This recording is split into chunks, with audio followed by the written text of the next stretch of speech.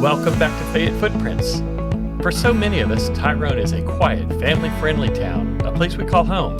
But how did it get here? Long before the subdivisions and stoplights, this land had a very different story.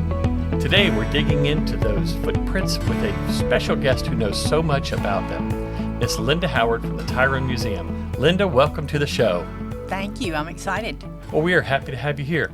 Before we even get into the town's history, Linda, can you tell us a little bit about your history and how it ties in? Because you've done more than just work at the museum. In 1969, the mayor was Clarence Hanchy. And at that point in time, the town limits was about a mile long. Okay. So about 110 people in Tyrone. He told me one day, we went to church together. He was a deacon and also the music minister. But anyway, so he said, Linda, we need a town clerk. And I said, I don't know anything about being a town clerk. I was 23 years old. He said, well, you can learn. I said, well, okay. He said, go out to Fayette County and talk with the county clerk. And so I did. And she said to read everything you could about the town, the charter, the minutes, everything I could find. Well, at that point in time, when I tried to find them, I couldn't find a lot of them because we didn't have a town hall. So the town clerks were mainly worked from their home, so we just didn't have a lot to read. But I did read the town charter. The town charter said one of the elected officials will serve as town clerk. But you weren't elected yet, were you? No, no. So I at the next council meeting, I shared that news with them, and they were older gentlemen, and they said, oh, no, we don't want to be town clerk. So Mr. Eugene McElwain said, well, Linda, I'm moving outside the city limits. We're building a house outside the city limits, so I can't run again. So you just run in my place, and that way that'll take care of everything. So I did. A few years later, we redid the town charter, and that part wasn't included. So they had to say, okay, then you've got to decide, do you want to be the town clerk or do you want to run again for council? And I chose to run again for council.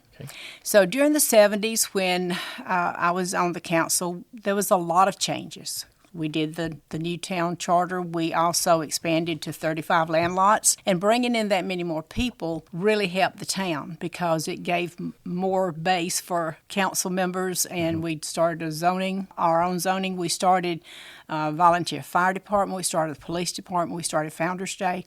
I had 2 young children. So about 77, 78, I decided it was time for me to step aside.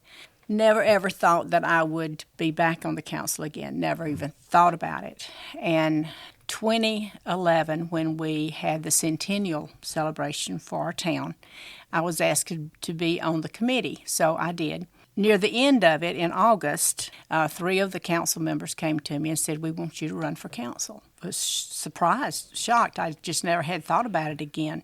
So I ran, and I made it. And for 4 more times, I ran and made it. And then a couple of years ago, I decided to stand down. During that time, I had the opportunity to work on the town centennial book. I helped to get the museum going because I was on the council. And when we moved the town hall to the new building, that left this one empty. And so I asked the council about making a museum, and we voted to make it a museum. Well, for those of people who may not have had a chance to come in, how would you kind of paint the Tyrone Museum to somebody in words instead of them standing right here? It's a walk down memory lane. What's one item or exhibit in the museum that you just love to show people? My favorite is the Brotherhood minutes. I didn't even know the Brotherhood existed until a few weeks before we opened. And Ms. Bonnie Winkles called me, and she said, I've got a box of things that belong to her father-in-law. There were 2 Brotherhood minutes. When you think about Brotherhood, you think about church. Well, this wasn't church. This was a community. And it wasn't just Tyrone, because remember, in 1943, when they did this, it was still the 1 mile, Right. And but if they had a roll of all the members, and it showed about 150. One of the things that made it so important was because that it filled in the gap for the minutes that I couldn't find. So that was from 43 through 53.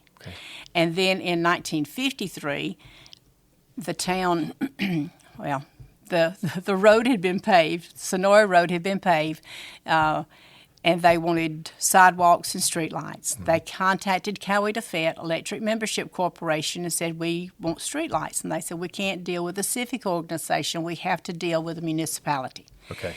So they said, okay, then we got to start the government back, So they chose to go ahead and have an election, and we got the mayor and council members set back up, and we've got a paper that's dated April 1st, 1954, when they were sworn in. Interestingly enough, our election was January 1st.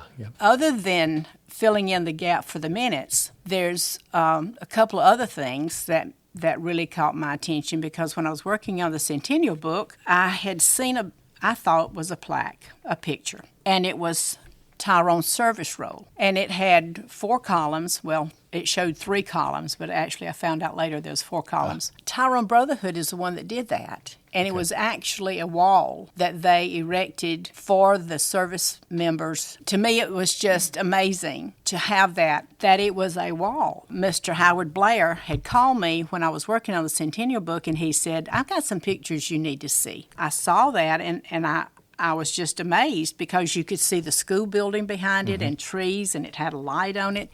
And so digging deeper into it, then we realized that it had been erected, and it stayed there probably till about 51 or 52. And then when they took that down, though, they erected a monument, and we've got a picture of the monument here in the museum, but the monument's in Veterans Park. Okay. So it went there, and then when they did the turning lane for Castlewood, they moved it. So, and it said, if I remember correctly, it said, "Memory and honor of World War I and II veterans, living and dead." Well, let's go all the way back for a minute now. Before there was a Tyrone here, what was this land? Of course, the Creek Indians were here. The settlers came in early 1800s. I think our history that we know most about started with this property and this building. Hopewell Protestant Methodist Church was built, but they also used the building. Well, actually, I think they built the school, Hopewell Academy. Okay. And it was further back, from what I think, when the building was more or less on this same property this building was, and then in 1949 they built this building. The reason I know it was the same building or the same plot of property is because they had torn down the old building and they met at the schoolhouse during the time this was being built. Okay. So. And where does the name Tyrone come from? That's an interesting story. And we're still wondering about that. But right now, it looks like that when the railroad came through, and we've got a map that shows September 1907. If they were going to put a depot in Stop, but no one would sell them any property. So they came a mile south, and this community at that time was called Hopewell Community. So that sort of gives you an opportunity to say, okay, then Hopewell Church, yeah, that makes sense. The railroad workers came through, and we don't really know the timing on that, but we know that the story says that they saw this area, and it reminded them of their home in County Tyrone, Northern Ireland. County Tyrone, okay. Yeah, so they started calling it Tyrone, even though we have heard that a lot of the people that lived here were settlers from Ireland also. So that explains the shamrocks on a lot of the signs. Well, yeah, that came later, yeah. Okay. They actually incorporated in 1911, so there was a few years that we, I guess it was called Tyrone before it actually was chartered. So. And are there any early families that are noted in this area? I'm thinking of several families, of course, Hanleys.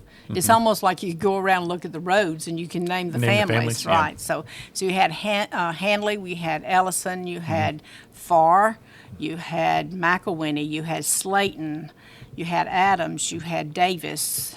Right. I'm going to forget somebody if I start naming all of them. Okay. What was life like back in the early 1900s? Do you know, I'm assuming most people were doing farming, but apparently railroad was pretty big too. Well, the early 1900s, I think you're pretty safe to say that it was a farming community.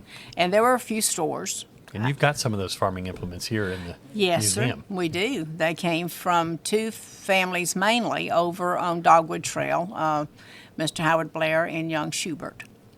But there was a lady that grew up here, and she said when she was younger, she didn't have anybody to play with, so she sat around and listened to all the old folks tell their stories. She said there was a man named Alexander Ware who had a ferry across Line Creek. She said that was probably a little bit south from where Castlewood Road crosses into Coweta County. So, but anyway, so that night we happened to have a meeting, and I mentioned it to John Lynch, who Fayette County historian. Yep. Yes.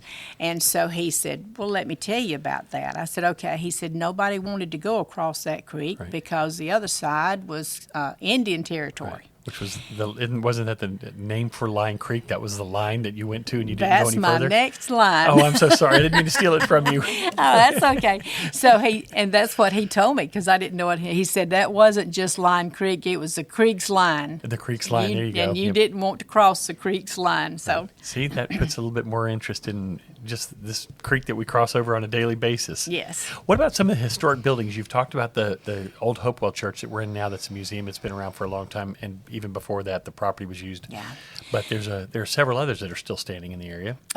There's one home that is really the last one on the right as you're going south on Sonoy Road. So, and she's proud that she's still there. She talks about being in their family for so long. But another one, the Fayette State Bank building, which was built around 1950. And it was Redwine Brothers Bank at that time. And then they also had a gin. And then there was some more buildings that's the Funky Shack now. That's an older building, but that was like a fertilizer company. And so there was a post office. There was like the best that we know, the one that we have now. Is the fifth post office. So the first one was in just a small building. Interestingly enough, a tree fell a couple of months ago, and they were cleaning it up. They actually got to a huge concrete block. Is this across from the depot, kind of? Yes. That big tree? Yes. Okay.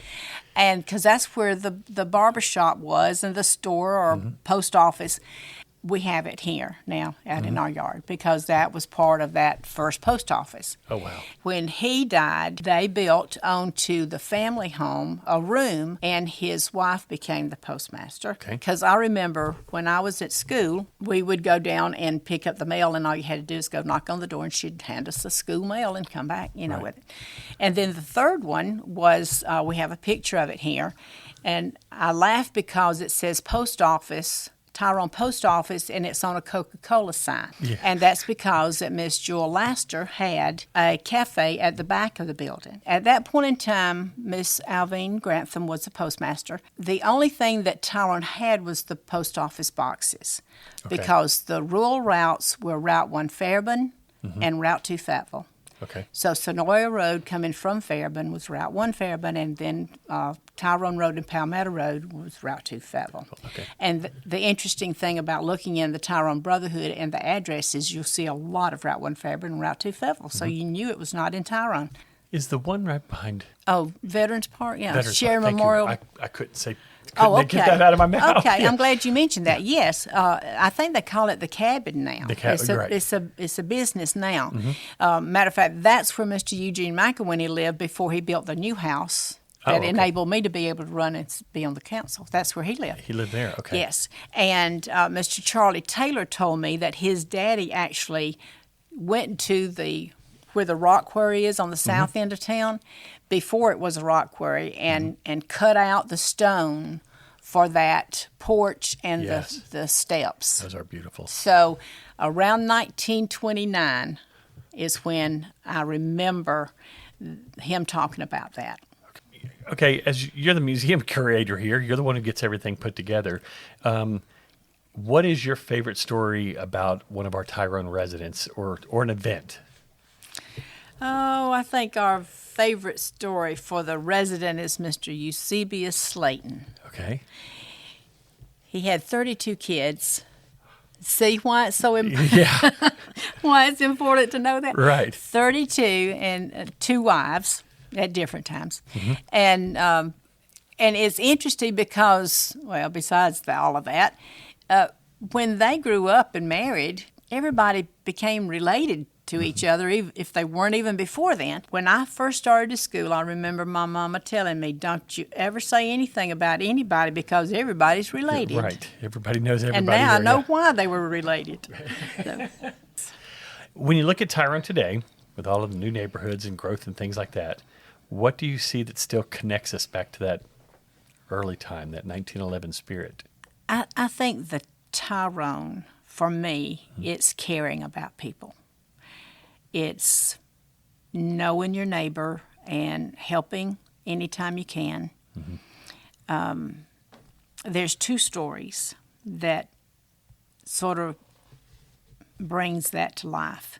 When the rock quarry wanted to come here around 1946, they couldn't get any land to put a spur on. For the train track? For the train tracks, yes, sir. So they told Mr. Floyd Farr, doesn't look like we're going to be able to bring the rock quarry here because we can't get land. He said, well, give me a day or 2. So he went down to see Mr. Johnny McCarran, and he was out plowing his mule. He said, well, the rock quarry really wants to start a business here, but they've got to have a spur to get product out. Right. He said, and it's going to be good for the community. He said, it'll create 140 to 160 jobs. Wow. And he said, you really think it's going to be good for the community? He said, yes, it will. He said, well, okay, then they can have it. He said, oh, what do you want for it? He said, no, if it's good for the community, then they can have it. And he said, isn't there anything you need? He thought for a moment, and he said, well, my mule's getting old. I will need a new mule soon. So Mr. Farr and the rock quarry executives went to Atlanta and bought a mule for Mr. Johnny. So, but he was willing to just, okay, if it's good for the community, then that's it.